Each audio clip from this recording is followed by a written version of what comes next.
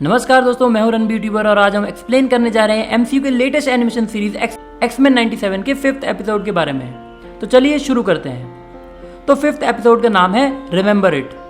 Starting में एक TV news देखने को मिलती है जिसमें टीवी रिपोर्टर पूछती है कि आखिर म्यूटेंट कैसे बने, क्या ये एटॉमिक टेस्टिंग से बने हैं या नेचर ने इन्हें खुद बनाया है, ये सोचकर कि ह्यूमन रेस में बदलाव का समय आ गया है। कुछ लोग तो इन्हें पागल या दानव भी कहते हैं। तो बीच जवाब देता है कि मैं इसे ऐसे देखता हूँ कि दुनिया हमें मिसअंडरस्टैंड करती है और आप जैसे काबिल रिपोर्टर ही हमारे बीच की गलतफहमियां मिटा सकते हैं। रिपोर्टर कहती है कि मैं एक मशहूर साइंटिस्ट डॉक्टर मैकॉय के साथ बैठी हूँ और ये मेरे लिए सम्मान की बात है। फिर सीन बदलता है और वो रिपोर्टर एक्समैन का हाउस दिखाती है जो कि म्यूटेंट्स का स्कूल भी है, जिसे प्रोफेसर चार्ल्स एक्जेवियर ने बनाया था। फिर जुबली का इंटरव्यू दिखाया जाता है जिसमें वो बताती है कि ये कोई बाकी स्कूल की तरह नहीं है, यहाँ में प्रैक्टिकल चीजें ज्यादा सिखाई जाती हैं, यहाँ बहुत बड़े बड़े मशीन्स और डायनासोर के साथ सिखाया जाता है। फिर रिपोर्टर बोलती है बहुत से म्यूटेंट्स के लिए एक्जेवियर का स्कूल ही उनका घर है, जिन्हें समाज ने भुला दिया है, ठुकरा दिया है, उन्हें यहाँ अपनापन मिलता है और आज ही अपनापन इन्हें पूरी दुनिया से मिलेगा क्योंकि आज यूएन ने कानूनी रूप से म्यूटेंट के देश जिनोशा को अपना लिया है। वहीं सीन चेंज होता है और गैम्बिट, रोग और मैग्नीटो एक्समैन के शिप से जिनोशा जा रहे होते हैं। फिर जिनोशा को दिखाया जाता है, ये पहले से बदला हुआ लगता है। यहाँ प्रोफेसर एक्स और मैग्नीटो की बड़ी बड़ी मूर्तियां लगी हुई हैं। यहाँ मेट्रो ट्रेन भी हैं और अलग अलग तरीके की दुकानें भी हैं जहाँ म्यूटेंट्स काम करते हैं। बच्चे जो खुशी से खेलते हुए दिखाए जाते हैं, वो बच्चे देखते हैं कि एक्समैन का शिप आया हुआ है। यहाँ लोग मैग्नीटो के बड़े प्रशंसक हैं और उनका भव्य स्वागत होता है। उन्हें लेने डॉक्टर कूपर और मैडलिन प्रायर आती है, जिसे पहले जीन ग्रे की क्लोन की तरह दिखाया गया था। वो दोनों उन्हें लेने आते हैं, सब अच्छे से मिलते हैं। मैग्नीटो हैरानी जताता है कि जब मुझे यूएन काउंसिल का इन्विटेशन मिला तो मुझे तो विश्वास ही नहीं हुआ। तो डॉक्टर कूपर कहती है कि हाँ, अब यही फ्यूचर है। फिर मैडलिन मैग्नीटो को बताती है कि काउंसिल तुमसे जल्द मिलना चाहती है, वो भी आज रात की पार्टी से पहले। तो वो लोग गैम्बिट और रोग को छोड़कर आगे चल देते हैं। तभी कर्ट वैगनर नाम का म्यूटेंट जो उनका दोस्त है वो वहां आ जाता है और उन्हें अपनी पावर से घुमाने ले जाता है और बताता है कि वो भी अब काउंसिल के साथ काम करता है ताकि सभी म्यूटेंट्स की देखभाल हो सके। वो रोग और गैम्बिट को काफी कुछ बताना चाहता है और वो उन्हें जिनोशा की सड़कों पर ले जाता है और रोग को ये सब देखकर बहुत अच्छा लगता है कि जैसा मैग्नीटो ने बोला था ये वैसा ही है। गैम्बिट कहता है कि यहाँ सब कुछ महंगा सा लग रहा है, तो कर्ट कहता है कि एक पूरा नया देश खड़ा करने में पैसा तो लगता ही है। फिर रोग उड़कर पास में ही एक स्ट्रीट म्यूजिक शो देखने जाती है जहाँ अलग अलग म्यूटेंट्स अपनी अपनी पावर से सबका मनोरंजन करते हैं।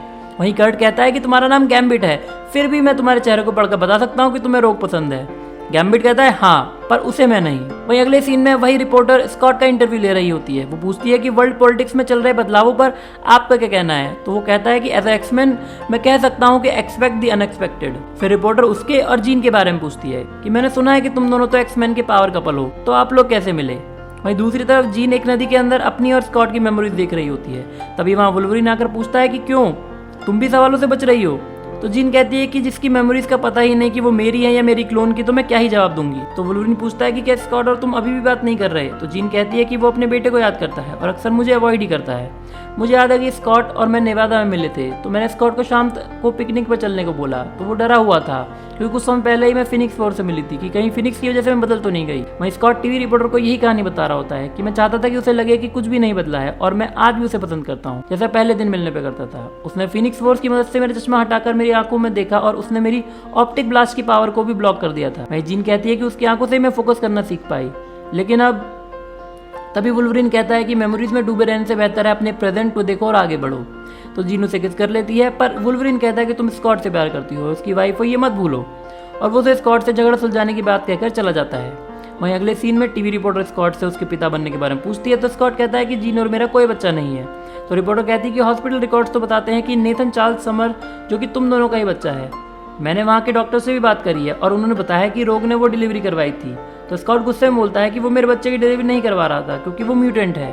तो रिपोर्टर कहती है कि मैं तो लोगों को यही दिखाना चाहती थी कि म्यूटेंट्स भी हमारी तरह ही होते हैं, बिल्कुल नॉर्मल, पर फिर भी तुमने मुझसे झूठ क्यों बोला। तो स्कॉट गुस्से में कहता है कि तुम लोग नॉर्मल हो और अनग्रेटफुल भी। हम लोग अपनी जान दांव पर लगाकर तुम्हारी सुरक्षा करते हैं, लेकिन तुम लोगों को तो थैंक यू बोलना भी नहीं आता। मैंने झूठ बोला क्योंकि हम तुम्हारी तरह नहीं है और अच्छा है इसी वजह से तुम लोग आज जिंदा हो। और वो गुस्सा होकर इंटरव्यू से उठकर चला जाता है। अगले सीन में एक्समैन मीटिंग रूम में दिखाए जाते हैं और एमा मैग्नीटो को बोलती है कि हमें एक पोस्टर किंग चाहिए जो एक्समैन को यूएन में रिप्रेजेंट कर सके। तो मैग्नीटो कहता है कि तुम लोग चाहते हो कि मैं जिनोशा पर राज करूं, पर मुझे इंसानों की राजनीति की ज्यादा समझ नहीं और चार्ल्स भी अब नहीं रहा है, मुझसे बेहतर लोग ये काम कर सकते हैं। तब मोयरा कहती है कि अगर चार्ल्स ने तुम पर एक्समैन को लीड करने के लिए भरोसा किया है तो वो इस बात पर भी करता। तो मैग्नीटो कहता है कि चार्ल्स का ये सपना था और मुझे तो इस पर विश्वास भी नहीं था कि ये हो सकता है। पर मैडलिन कहती है कि मैं जीन नहीं, लेकिन फिर भी बता सकती हूँ कि प्रोफेसर यहाँ होते तो क्या कहते कि कुछ बड़ा सोचो। तो मैग्नीटो कहता है कि ठीक है, मैं तैयार हूँ, लेकिन मेरी एक शर्त है। वहीं अगले सीन में रोग मैग्नीटो से कहती है कि अगर तुम्हें लगता है कि तुम मुझे अपनी क्वीन बनाकर ये चाहते हो कि हम वापस साथ में आ जाएंगे, तो मैग्नीटो कहता है कि ये राजनीतिक मामला है। मैं म्यूटेंट्स का सबसे बड़ा रक्षक और तुम एक एक्समैन हो जो किसी को भी छूकर उसका पेन फील कर सकती हो। तुम एक अच्छी लीडर बनोगी, यही बेहतर होगा। तो रोग कहती है कि ये सब तुम्हारा प्लान था, तुम मुझे यूज कर रहे थे, लेकिन मैग्नीटो किसी तरह उसको मना ही लेता है। वहीं अगले सीन में स्कॉट और जीन बात कर रहे होते हैं। स्कॉट कहता है कि मैंने ज़्यादा ही गुस्सा कर दिया। तो जीन कहती है कि गुस्सा सबको आता है, म्यूटेंट्स को भी, लेकिन कुछ चीज़ों को भुला देना पड़ता है। तो स्कॉट कहता है कि कुछ चीज़ें तो हमें याद रखनी पड़ती हैं। तो जीन कहती है कि बताओ मुझे नेथन के बारे में। तो वो कहता है कि मुझे हर जगह उसकी याद आती रहती है। तो जीन उसको किस करती है। तभी असली जीन वहाँ जाती है और मैडलिन को स्कॉट के दिमाग से बाहर निकलने को बोलती है। यानी यहाँ जो जीन और स्कॉट बात कर रहे होते हैं वो असली में मैडलिन स्कॉट के दिमाग में बात कर रही होती है। वहीं असली जीन स्कॉट से गुस्सा होकर जाने लगती है तो स्कॉट उसे रोकता है। तो जीन कहती है कि कब से चल रहा है। तो स्कॉट कहता है कि जब से वो जिनोशा गई है। तो जीन कहती है कि तुम भी वहीं चले जाओ और मेरी क्लोन के साथ ही रहो। और नीचे रिपोर्टर्स उनकी सभी बातें रिकॉर्ड कर लेते हैं। वो वहाँ झगड़ा करने लगते हैं कि अब तुम मुझे पसंद ही नहीं करती। अगले सीन में गैम्बिट को जिनोशा में पार्टी के लिए तैयार होते दिखाया जाता है। तभी रोग वहां जाती है तो गैम्बिट हैरान हो जाता है। रोग उसे बैठने को कहता है, उसकी आंखों में आंसू होते हैं। तब रोग उसे बताती है कि सब तब शुरू हुआ जब मैं घर से भागी थी। मेरे इविल मदर ने मेरी पावर गेन करने में मदद की और उन्होंने मुझे बताया कि वो एक ऐसे शख्स को जानती है जो मदद कर सकता है। तो उन्होंने ही मुझे मैग्नीटो से मिलवाया। वो मुझे अच्छा लगा और उसी ने बताया कि कैसे म्यूटेंट स्पेशल हैं। उसने ये भी कहा कि एक दिन हमारा भी अपना एक शहर होगा और उसके पास इन सब का प्लान भी था। फिर हम धीरे धीरे करीब आ गए। उसके बाद में मुझे उसके दर्द के बारे में पता चला और ये भी कि हम कभी साथ नहीं रह पाएंगे। तब मैंने एक्समैन ज्वाइन कर लिया और उसने ऐसे दिखाया कि जैसे कभी कुछ हुआ ही नहीं। तो गैम्बिट पूछता है कि तो क्या तुम उसकी क्वीन वाला ऑफर लेने वाली हो। तो रोग कहती है कि जिनोशा की भलाई के लिए अगर मुझे ये करना पड़ता है तो एक एक्समैन होने के नाते मैं ये करना चाहूंगी। मैं जानती हूँ कि तुम मुझे पसंद करते हो, लेकिन मेरे टच करते ही तुम मर जाओगे। ये बात तुम भी जानते हो। गैम्बिट कहता है कि कोई नहीं, हम हमेशा अच्छे दोस्त रहेंगे। अगले सीन में पार्टी दिखाई जाती है। मैग्नीटो तैयार होकर पार्टी में पहुंचता है। वहाँ गैम्बिट और मैडलिन बैठकर ड्रिंक कर रहे होते हैं। तभी डॉक्टर कूपर आकर मैग्नीटो से बोलती है कि अभी काउंसिल की मीटिंग बुलाओ, हमें अभी बात करनी है। मैग्नीटो पूछता है कि क्या बात है। तो डॉक्टर कूपर बोलती हैं कि अगर तुम जिनोशा के लीडर बनोगे तो यूएन में लोग कभी नहीं मानेंगे। तो वो कहता है कि इसीलिए मैंने एक एक्समैन रोग को भी साथ में रूल करने के लिए बोला है।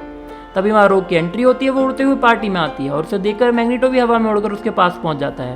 वो साथ में डांस करने लगते हैं, जिसे देखकर गैम्बिट वहां से चला जाता है। तभी मैडलिन यानी जीन की क्लोन को केबल की आवाज आती है कि म्यूजिक बंद करो। वो बाहर आती है, उसकी नाक से खून निकल रहा होता है। वहीं केबल सबको बाहर निकलने के लिए बोलता है। तब वो मैडलिन को देखता है और उसे बोलता है कि वो आ रहे हैं। तो मैडलिन कहती है कि कौन। तभी केबल को मैसेज मिलता है। वो कहता है कि अरे नहीं। मैडलिन उसकी आंखों में देखती है और पहचान जाती है कि ये स्कॉट और उसी का बेटा नेथन है। पर तभी केबल वापस फ्यूचर में सॉरी मॉम बोल करके चला जाता है। तो मैडलिन पूछती है कि पर किस बात के लिए सॉरी। अचानक एक बड़ा सा धमाका होता है, सब तरफ भगदड़ मच जाती है। वहीं मैग्नीटो रोग को जाने के लिए बोलता है। वहाँ सेंटिनल्स अटैक कर देते हैं और एक एक करके म्यूटेंट्स को मारने लगते हैं। सेंटिनल्स उन दोनों पर भी अटैक कर देते हैं तो कर्ट उनको बचा लेता है, पर खुद घायल हो जाता है। गैम्बिट कहता है कि गॉडजिला जितना बड़ा सेंटिनल है उसने बहुत सारे म्यूटेंट्स को घायल कर दिया है, अगर उससे लड़ते हैं तो मौत निश्चित है। मैग्नीटो कहता है कि मैंने इनकी सुरक्षा का वादा करा था। तब मैग्नीटो उस बड़े वाले सेंटिनल पर अटैक कर देता है और रोग और गैम्बिट से बाकियों की मदद करने को कहता है। गैम्बिट और रोग के सामने बहुत सारे सेंटिनल आ जाते हैं जिनको वो मारने लगते हैं। तब बड़ा सेंटिनल भी मैग्नीटो पर अटैक करके उसे दूर फेंक देता है और मैग्नीटो कहता है कि इस सब का बदला लिया जाएगा और वो बड़े वाले सेंटिनल को मारने लगता है। कुछ लोग एक जगह फंसे होते हैं जहाँ सेंटिनल उन्हें मारने वाले ही होते हैं। तभी गैम्बिट आकर उन्हें बचा लेता है। दूसरी तरफ लड़ाई में मैग्नीटो बुरी तरह घायल हो जाता है। जहाँ गैम्बिट उसको बचाता है, रोग भी वहाँ आ जाती है। वहीं वो सेंटिनल फिर से मैग्नीटो पर अटैक कर देता है। रोग उसको बचाने को भागती है तो मैग्नीटो उसको और गैम्बिट को दूर कर देता है और उनको भी प्रोटेक्ट करने लगता है। तभी ब्लास्ट खत्म होता है और मैग्नीटो सबको बचाते हुए मारा जाता है। तो रोग गुस्से में उस सेंटिनल को मारने जाती है। वो सेंटिनल उस पर भी अटैक कर देता है पर गैम्बिट उसे बचा लेता है। तभी गैम्बिट सेंटिनल की तरफ दौड़ता है। सेंटिनल उस पर भी अटैक कर देता है पर सेंटिनल उसको भी मार देता है। तब गैम्बिट मरने की एक्टिंग कर रहा था।